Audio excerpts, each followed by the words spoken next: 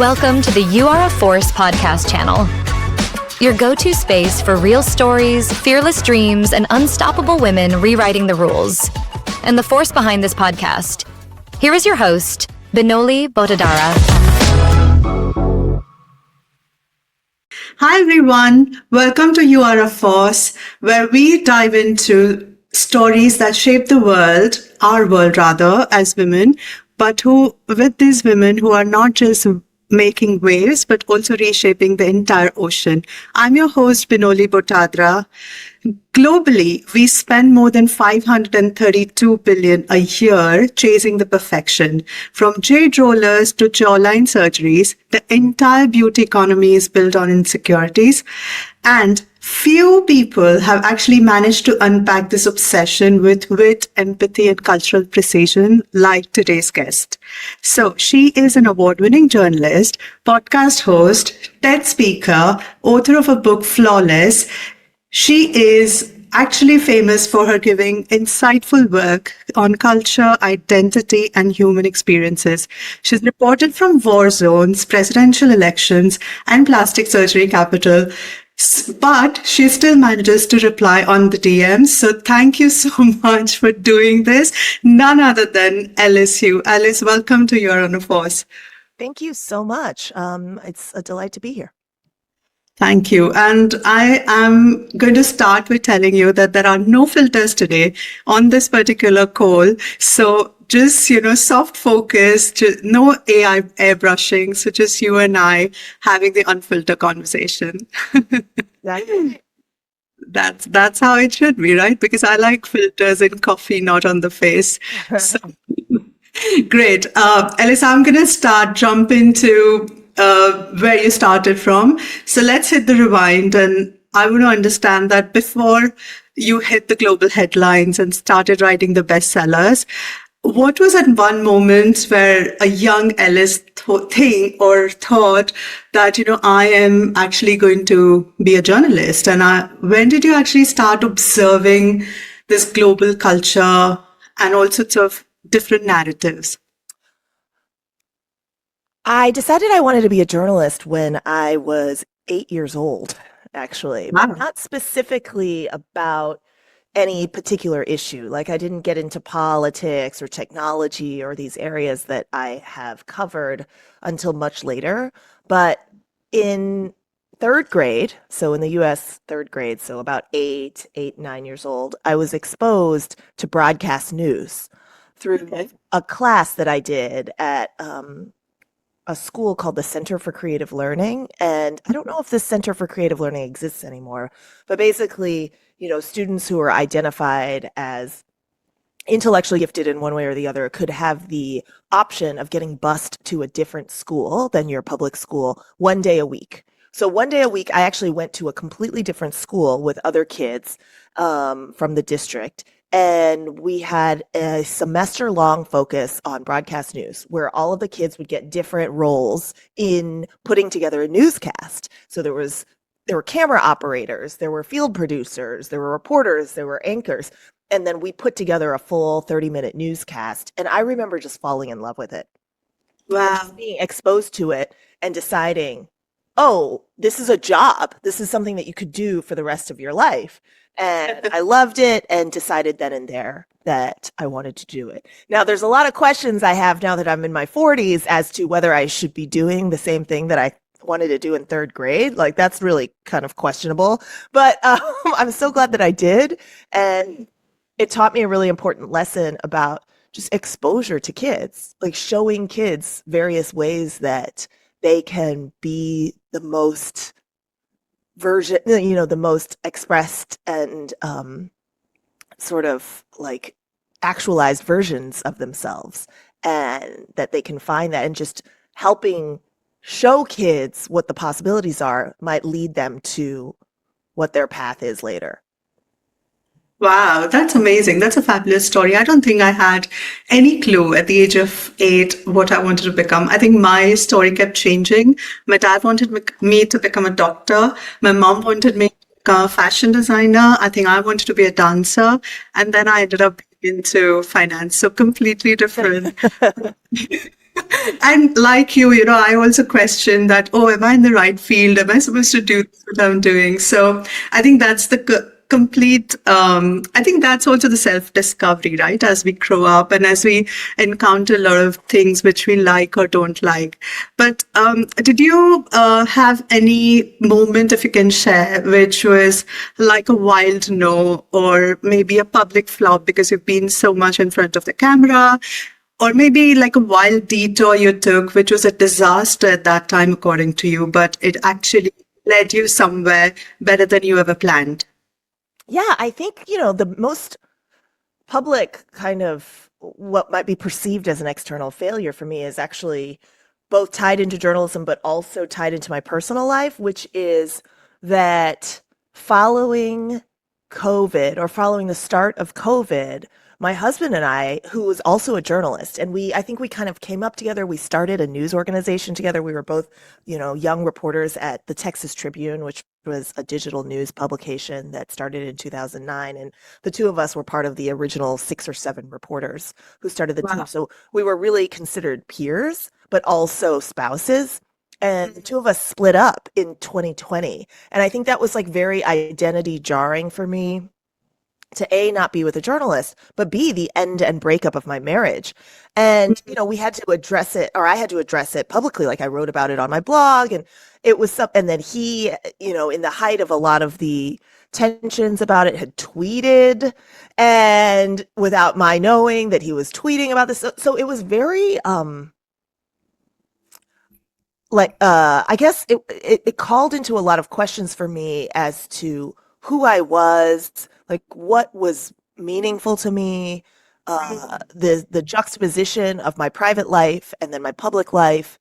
And ultimately, it was so expansive. Like I'm glad I went through this particular portal in my life at midlife. It was probably I was in my late 30s.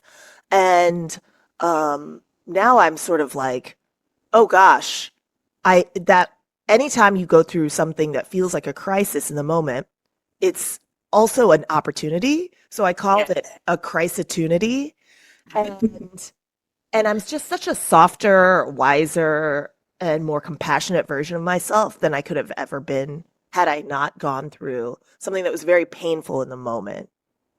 Yes, and I think the way, so first, thank you for sharing that with us, but also that really says that, how stronger you've become to actually talk this as organically as you are, because a lot of people actually, really get cold feet as soon as they have to talk about something very personal, but also like publicly, questioned, talked about things like that. So, but thank you for doing this. And sometimes the best stories actually come, and sometimes we actually never know that we're that strong till we actually find such sort of moments. And like you spoke about the news channel, you also help build the Vice News as a global storyteller powerhouse. And speaking of that, we live in the era where the misinformation actually spreads like wildfire.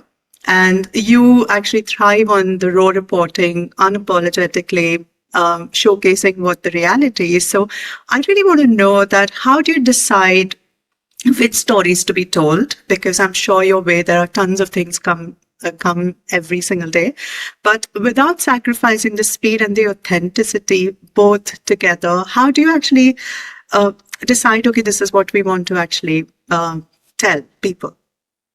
I have been fortunate over the bulk of my career to have a beat, which is to say, I am assigned a certain specialty or an area in a newsroom that is my specialty that I know a little bit more about than other reporters in the newsroom. So, like, and everybody has beats. So, Carrie Johnson at NPR, she is the justice correspondent. So she knows way more about the Justice Department and is way more sourced at the Justice Department than anyone else in that news organization. And some people have Congress and some people have the environment and climate and all these things. And so luckily, I think when you are focused on a particular beat and train your lens on that and develop the sources there, then it's easier for you to develop a real nose for news, a real sense of what is important, what is the most important questions to be trying to address in the Okay. news cycle on your beat that day. Some of it is assigned. So like sometimes there's stories that reporters may not really want to do, but the editors do, or the top editor of an organization wants to see. And so you're assigned down. I would say most of the time, in my experience, because I've been lucky enough to have a beat, I'm less assigned and more pitch. I'm more pitching. I'm more saying, like, this is what I want to cover. This is what I think is important. And what leads first is obviously curiosity. Hmm. Like, this is a big burning question that should be answered, and informing people about it and educating people about it might help bridge divides, or it might help enlighten in some way, or it might afflict the comfortable and challenge power in an important way. And so there's a real power of the press, just to be asking questions in the first place. And so I don't take that lightly, and I generally just stay very informed on what's happening on my beat, and have a lot of conversations and do a lot of nights out and a lot of meals and lunches and coffees to try and get a good sense of where things are going and how one particular story of the day might connect with larger themes. Okay, for sure. And I think that's something we never get to see, right? When we actually watch any journalist covering any story, I think we just take it for granted. But thank you for giving that masterclass on what really happens in the backdrop. But speaking of that, I really want to know, you have been the bureau chief at NPR's Seoul Bureau, right? And you sat in some high stakes, male dominated spaces. So, or rather the newsrooms where you might be the only woman. So did you ever have the imposter syndrome in that moment that, that maybe for being a woman or maybe for any other reason? And if that was the case, then how did you own your power? I wasn't necessarily just in male dominated spaces, especially in Japan and Korea, where men dominate every lever of power there is, from business to politics to anything that seems to finance, anything that seems to matter to the society. Men dominate, and especially in Korea and Japan. And so I wasn't just the only woman in a lot of male dominated spaces. I was also the recipient of a lot of sexism, in that it was pointed out to me. The fact that I was different and that my gender was different was often pointed out to me. So I would go to, say, like, one really glaring example was the Japanese ambassador invited a bunch of reporters to his home for a dinner one night. And there were about 9 or 10 foreign correspondents or heads of bureaus, and I was the only woman there. And I was in a very feminine state because I think I must have been like 7 months pregnant at the time. And it was just very pointed out, like, not only that A, I was a woman there, but B, that, I had a baby coming, and that we had to talk about that. And there could have been many men who were fathers there who also had Absolutely babies coming, but they weren't asked. It's not evident. It's not visible. Right. And so these kinds of things happened a lot. There were lots of questions. There was that subtle sexism of asking what my husband does, and, oh, your husband stays at home with the kids? Oh, what a Superman, and all these types of things that were sort of damning him with faint praise. And so I would call it out. I mean, basically, to the best, I would either ignore it and just kind of shrug it off because it happened so commonly. And then on occasion, just ask about it, and just ask a whole series of questions about, well, if the roles were reversed, would you say the same thing? And things like that. But I don't think that I really became I never considered my gender to be a major obstacle in any way previously, like prior to my time in Korea. So I moved to Korea in my early 30s. I think I was 32. And before that, because America is divided along race lines, and that tends to be a major conversation in the discourse, there were fewer conversations. I mean, there are, but there were fewer conversations about gender. But in South Korea and Japan, because the ethnic majority is like 95, 97% Korean and 90% Japanese in those countries, the real cleavage, the real line of divide in those societies is gender. And so my gender and having to wear it and the expectations of how to perform it ended up becoming so glaringly clear to me in a short amount of time. And that's when I became more educated and more forceful in sort of speaking up for groups of women. Okay.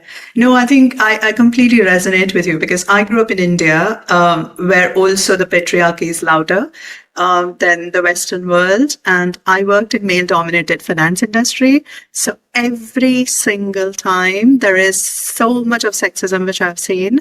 So if you're looking pretty, then okay, that's the reason somebody has given money to you. If you're wearing a short dress, yeah, the client must be womanizer. If you're doing well, promoted, you must have slept with the boss. And these are the comments which people would like in a joke tell you on your face, not just behind your back. So I wonder how they think, and they have wives who are working, they have daughters who are working, but I think there's something massively wrong. And when I came to LBS to do my second master's, which also was a lot of question that, oh, you don't want to get married? Like, why are you taking a break to study? Like, what's going to happen? How will you have babies? And all sorts of questions.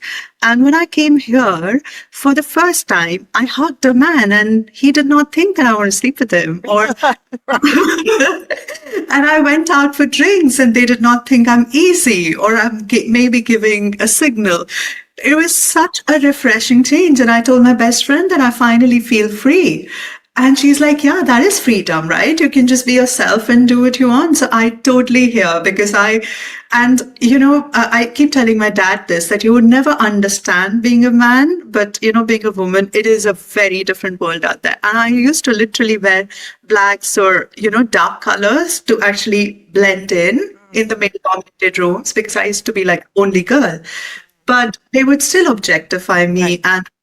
And they come with the psychology. I don't know about the Korea or Japan, which you mentioned, but in India, they come with the undertone that women don't have brains because the men are the ones who actually have. So anyways, I mean, that topic is so personal to my heart. But speaking of Korea, and I want to, before I jump into the whole K-beauty jazz, I want to understand what was that moment when you were in Korea, which actually, I mean, what was that exact, precise reason why you decided to actually write this book, Flawless? And, what was that one story which maybe you came across while you were doing your research, which actually, touched your soul?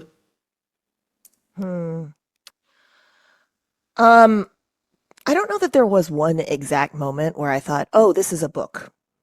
There were just a series of little moments of realization that I was in a place in which the expectations for women and how we perform gender and how we looked were so high, such that it extended to the larger social problems of gender inequality in the country, that women's power was being curtailed or held back by the fact that we had a third shift. So not only were women expected to be educated and work and also do the lion's share of household and childcare duties, but the third shift was being presentable and researching the appointments and making the appointments for skincare and hair care, and then doing the actual skincare and hair care and procedures, and in Korea, a lot of plastic surgery, and that this was more time and energy and labor.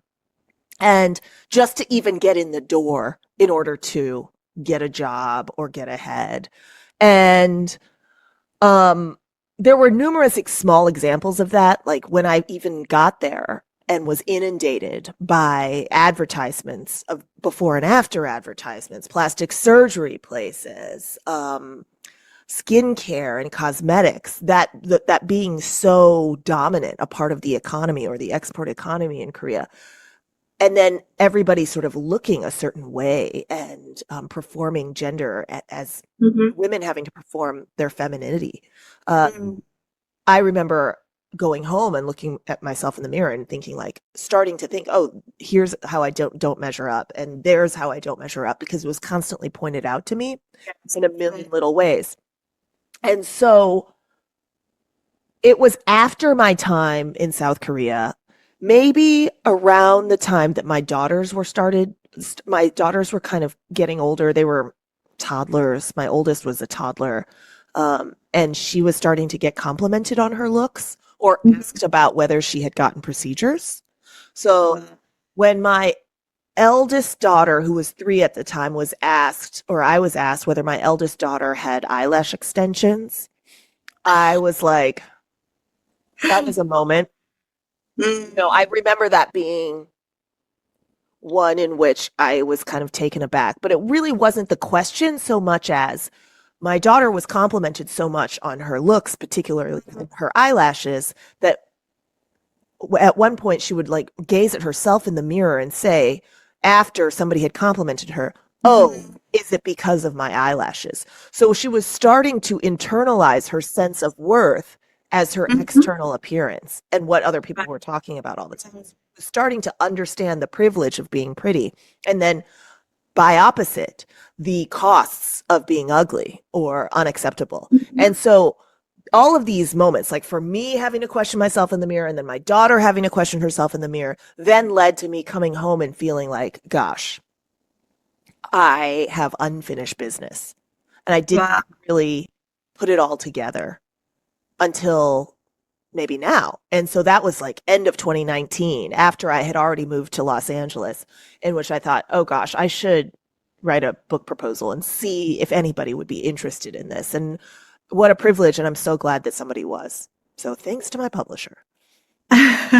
Oh my God, that's so powerful. And it's so literally touching because as you were speaking, it actually hit you home, right? I mean, in every possible way.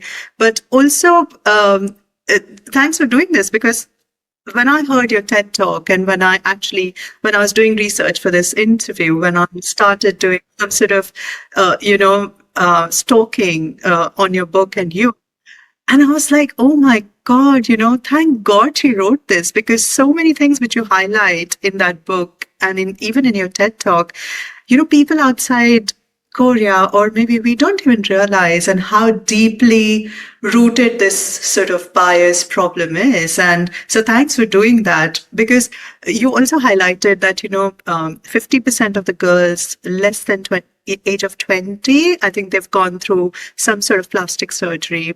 And while I was also doing my research, I realized that so in South Korea, almost 13x per capita cosmetic procedures are done compared to the US. So that's like mad. That's crazy. And the K-beauty market is around 12.5 billion as we speak today. So that's really crazy. So just a cheeky question, while you were there, did you have the moment that I should also like do some sort of procedure, or did you get tempted into this, which never made to the Flawless? Yeah, I didn't ever do any sort of injections. I mean, that would have been really easy, just to get Botox or filler. It's so cheap there, and they have all these different kinds. I didn't ever try that until I was going back to Korea to do research for the book. But yeah, I had questions about it. There were things that I wanted to try, like, or I was constantly being sold, which was freckle removal. Everybody was wanting to blast the freckles off of my face. And I think that did make it into Flawless, that the freckles were a complaint, but then I never actually did anything about it.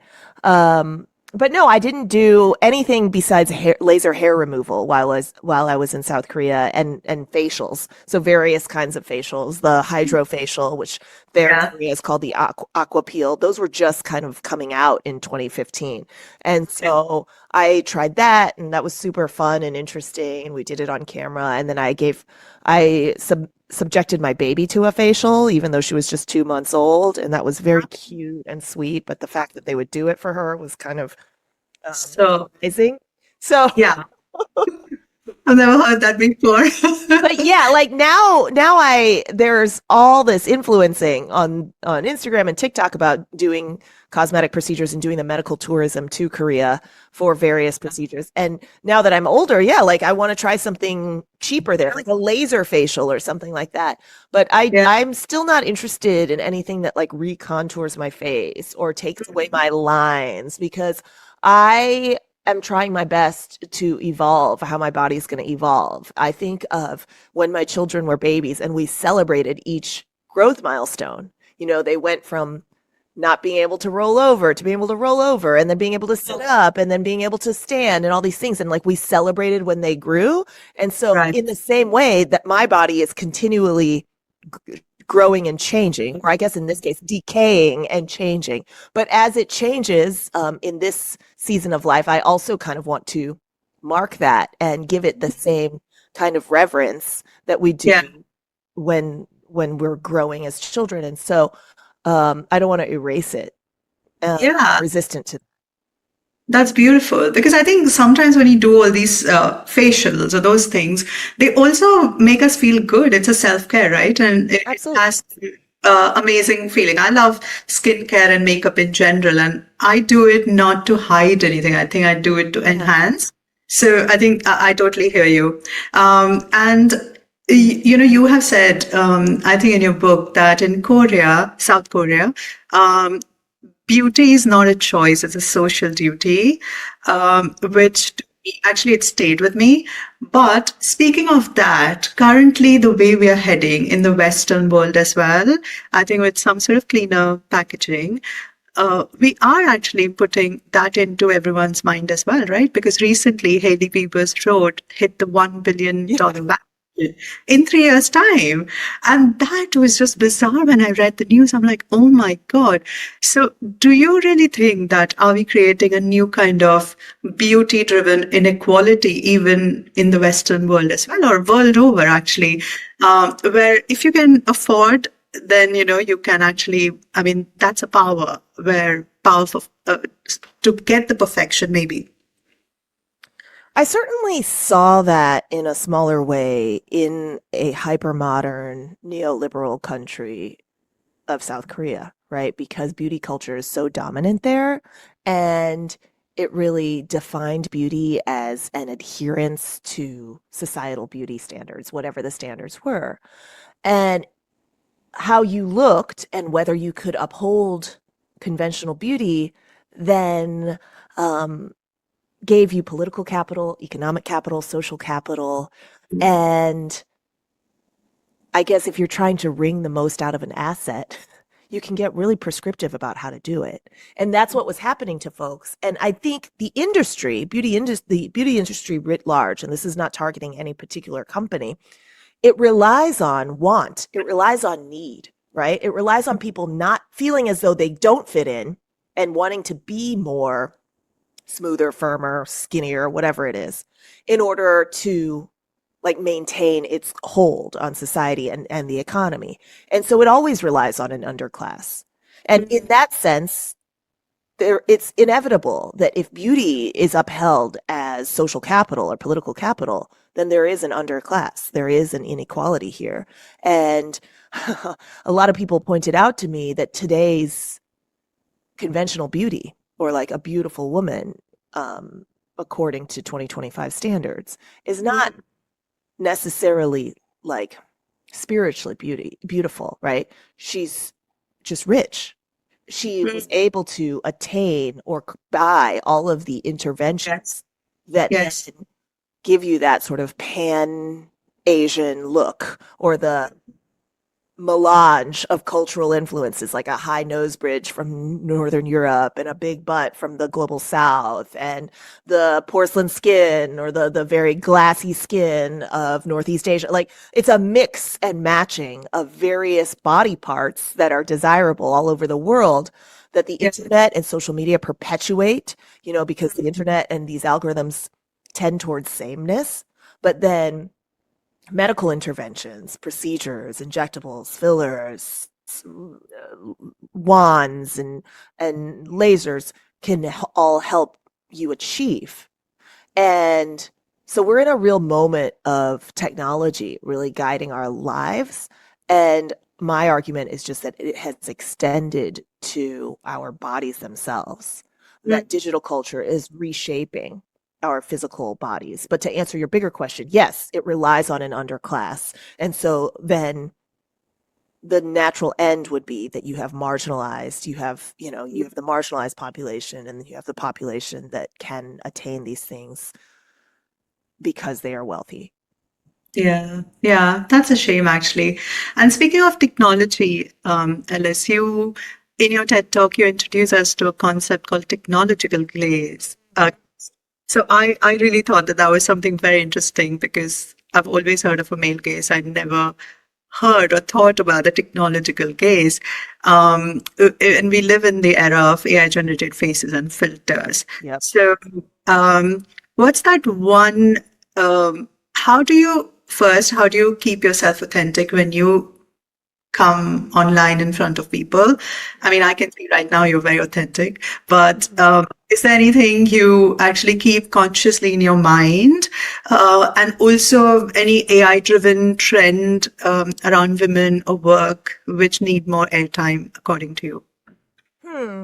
That's a good question. I haven't really thought about what is undercovered as much, but in terms of like how I appear and how I move through the world, a few things. Like one thing is that, especially as somebody with children, I want to model a kind of body neutrality to my kids. And so I do try not to spend too much time in front of the mirror. I try not to like spend a bunch of money and time getting gussied up unless it's like an event, a gala or something like that.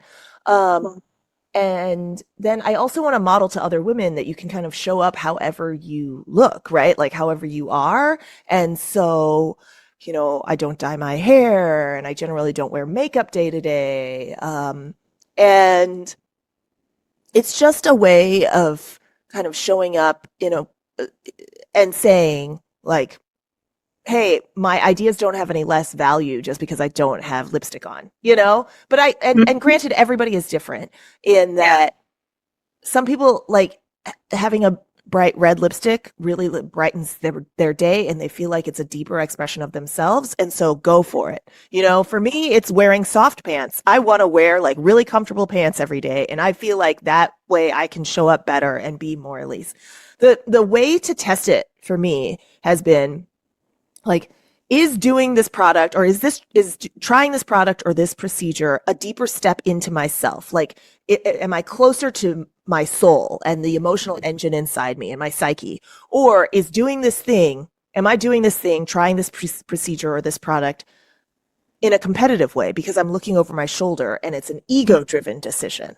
Like, I think so much of like my battles with my body growing up and wanting to be thinner or wanting to have bigger boobs or all these things, all of that was created by competition and insecurity and ego and really wanting to look like not me, right? And or achieve things that weren't me, but really trying to like compete.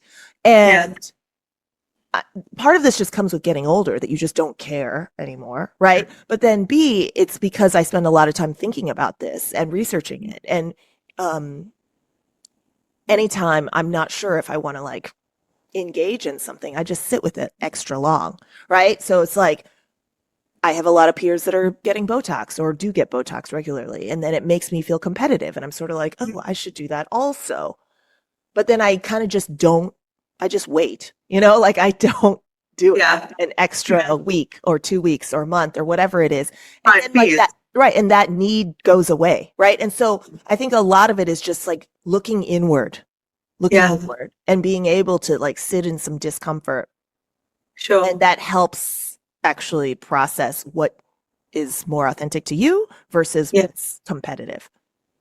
No, I agree. And also, I think while you were talking about it, and I was just thinking that I think that's also a lot to do with the upbringing as well.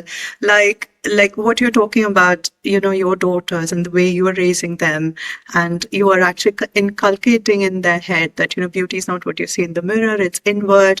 And that's how you like my mother, like every single day I would dress up in shorts or maybe a dress. she would give me compliment as if, I've come from heaven. And oh my God, she'd be like, oh, you look so pretty. I love your hair, whatever, whatever. I like your dress. Oh, what have you done to this? How? So I think I viewed myself as the most beautiful person every single time, in the mirror, in my head, every possible way. And I know so many friends and so many people around me that in India, it's a big deal if you're darker. Like, imagine the more than half of the country is darker or whatever. But Right.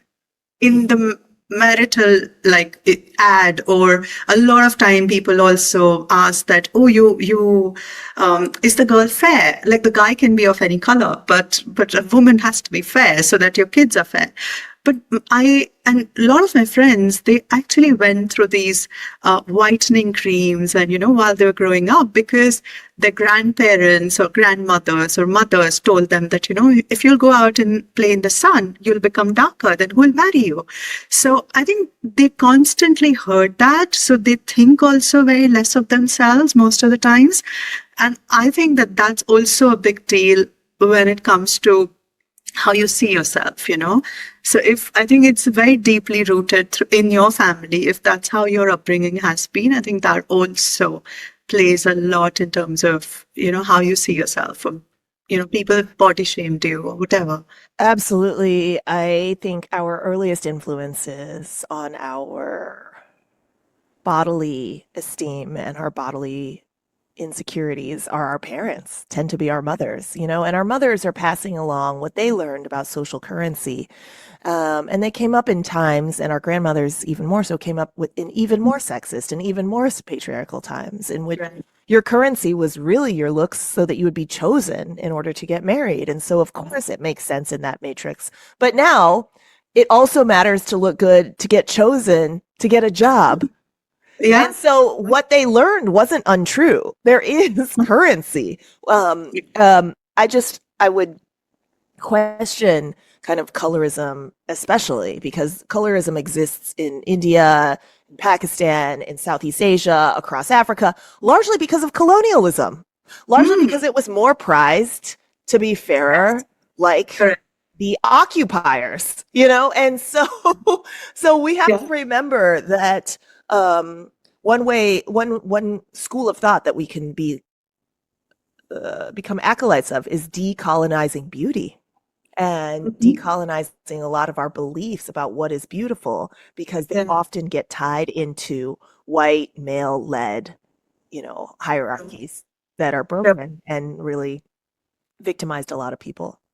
Yeah, that's what Barbie tried to do, right, with the latest movie, because historically we only saw the blonde, fair girl as a Barbie, and that's what the people standard was. So I'm glad that it's changing.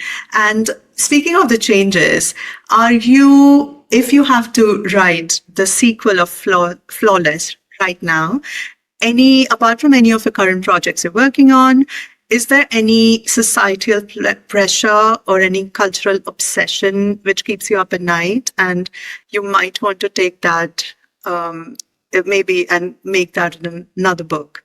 I think you can probably kind of hear it in my answers. I'm very interested in girls and teenage girls and how they're growing up and whether they're okay.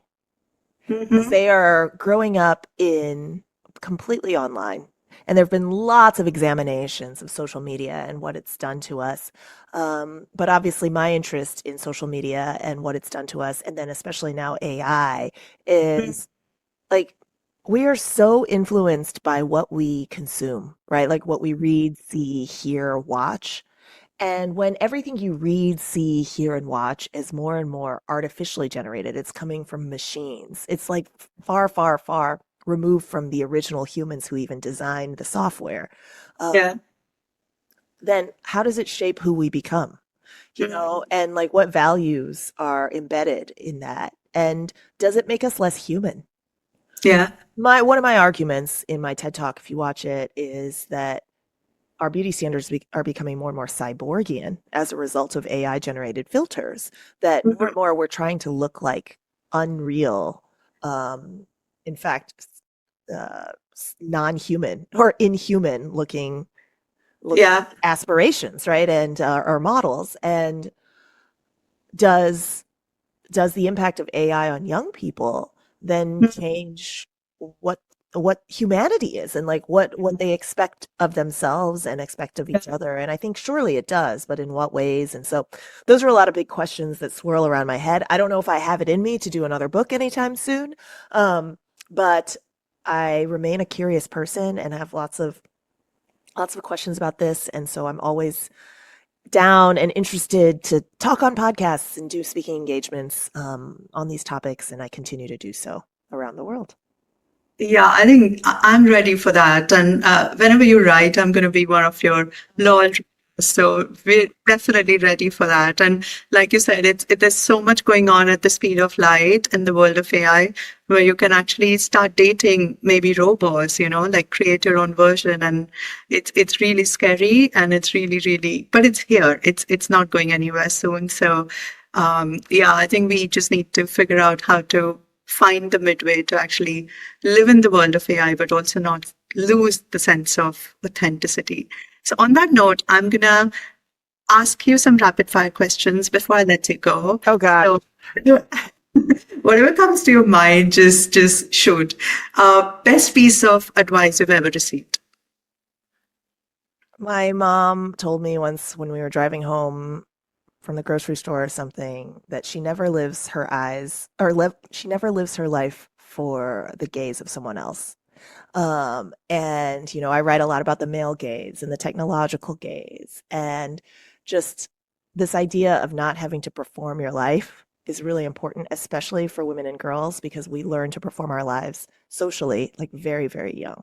And so I think that's the most important advice and most lasting advice, not only on my life, but also my work. Oh my God, I got really goosebumps, and I got chills. I think because it's amazing advice. I'm gonna remember this. Tell me one DIY Korean home remedy you swear by. Ooh, a home remedy. Everything is purchased. Okay. Well, Koreans also have apple cider vinegar, and just vinegar in a lot of different things. And so you can use vinegar for cleaning. You can use apple cider vinegar for gargling. And kimchi is a probiotic. And so there's lots of like healing properties in Korean food. So I'll go with that, Korean food. Okay. And any K-beauty brand you swear by? I love Misha, which is a drugstore brand, or considered like a more affordable drugstore brand. They have a dupe for an SK essence that I really love. I think it's called the First Treatment. Yeah, it's called the First Treatment Essence. And that Misha product I love. I also love Misha sunscreens. Innisfree, which is a OG Korean brand, also gets a lot of attention for its sunscreens. Beauty of Joseon gets a lot of attention for its sunscreens, but Misha has an excellent sunscreen called Sunmilk that's waterproof and very light and has a subtle scent. And I put it on myself. I put it on my kids. I highly recommend it. Okay, awesome. I'm going to give it a try. 16 years so old, Elise, if you meet today, what is the one thing you will tell her? You should tell every boy that you have a crush on that you like them, because they probably like you too. That's cute. Oh my God. Because I often found out way after the fact that these boys had crushes on me, and I was like, I had a crush on you. And why did I not say that? Oh my God. Always just go for it. Oh, I know. Right. What's a one beauty trend you secretly love, and one beauty trend you wish it is banned forever? Ooh, okay. The one that I wish was banned forever, I think, is ridiculous. And it's this trend in China in which women are getting belly buttons drawn higher on their bodies so to make their legs look longer. So the fake belly button trend is the one that I don't even know. Yeah, Which is- one? yeah, that I think it should be banned, and only just because I think it's absolutely ridiculous. But another Chinese beauty trend that I do really like, that I do want to try, is all of the scalp analysis. So Chinese spas are doing a lot of scalp analysis where they do really like high magnified imaging of your scalp, and then trying to figure out like what's going on with your scalp, and if it's dry and if it's oily, and where it's dry and where it's oily, and how to improve your hair growth via your scalp and what's going on like in there.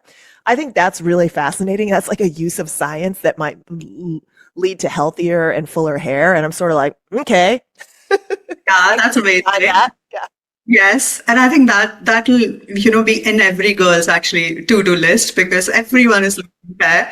My hair has become like half of it what it used to be, like when I was. Me too. Yeah, I feel this like when I put my hair in a ponytail, I'm like, where's my hair? So yeah, true. And one piece of advice you would give it to every woman who is listening today. Well, it was kind of the best advice that I ever got, right? Which was that you don't have to live your life for anybody else's gaze. But something that I really learned from going through my midlife passage, if you will, was that there's no growth in your comfort zone and there's no comfort in your growth zone. And I know it sounds like an old saw, and kind of cheesy and all of that, but a lot of your growth comes from moments of discomfort.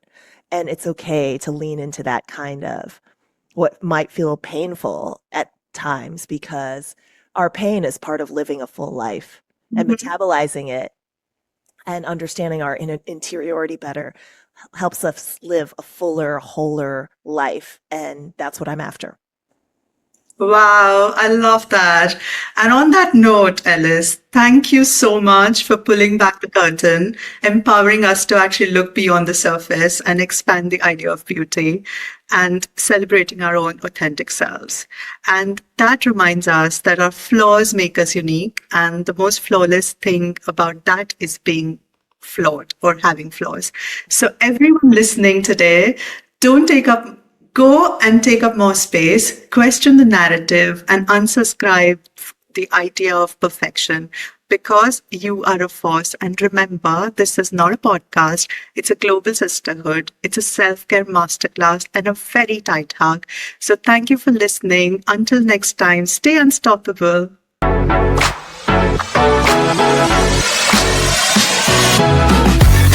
Thank you for listening to You Are a Force. Hit subscribe and join us next week for more powerful stories from women rewriting the rules. Until then, keep building, keep leading, and remember, you are a force.